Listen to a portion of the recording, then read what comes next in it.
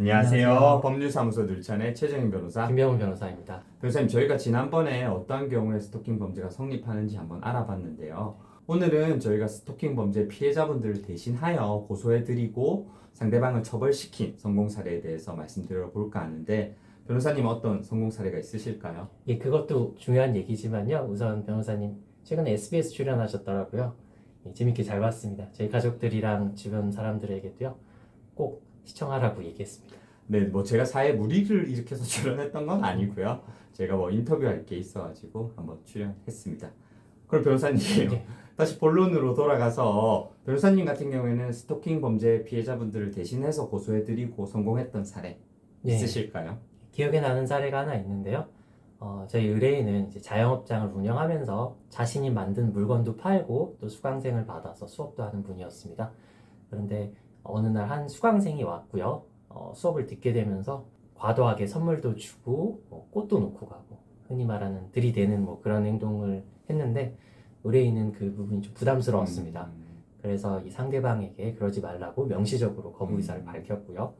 그런데도 계속되니까 의뢰인의 남편을 통해서도 명확하게 그렇게 하지 말라고 의사를 전달했습니다. 그런데 이 상대방은 아무래도 마음이 상했던 것 같습니다.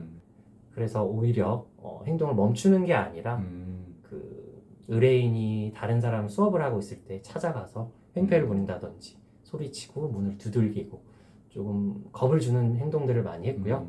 그러다 보니까 결국 저희를 찾아와서 고소를 하게 되었습니다.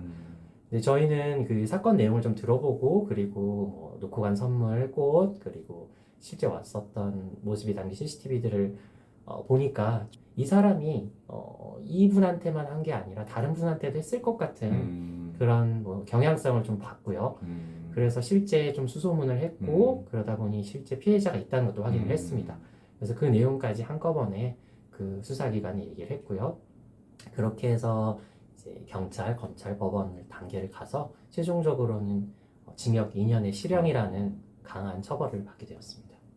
변호사님께서는 공유해 주실 만한 그 사례가 있으실까요? 변호사님께서 말씀해 주신 사건은 우리가 이 스토킹 범죄하면 떠올리기 쉬운 그런 이성 간에 벌어진 일 같은데요. 제가 말씀드리고자 하는 사건은 지난번 영상에서도 말씀드렸다시피 꼭 스토킹 범죄는 이성 간에만 성립하는 게 아니거든요. 저희 의뢰인 같은 경우에는 동업하는 동업자로부터, 동성인 동업자로부터 동업대금을 정산해달라는 요청을 계속 받고 있었습니다. 사실 동업대금 정산서라도 보여주면서 동업대금을 정산해달라고 하면은 저희 의뢰인 입장에서는 당연히 지불할 의사가 있었거든요.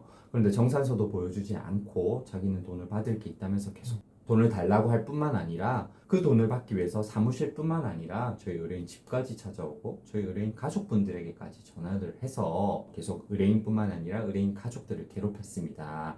그래서 저희는 동업대금을 정산받을 게 있다면은 그건 민사소송으로 해결하시고 어찌됐거나 이렇게 계속적인 접근 행위는 스토킹 범죄에 해당하기 때문에 저희 의뢰인분을 대신하여 고소해드렸고요.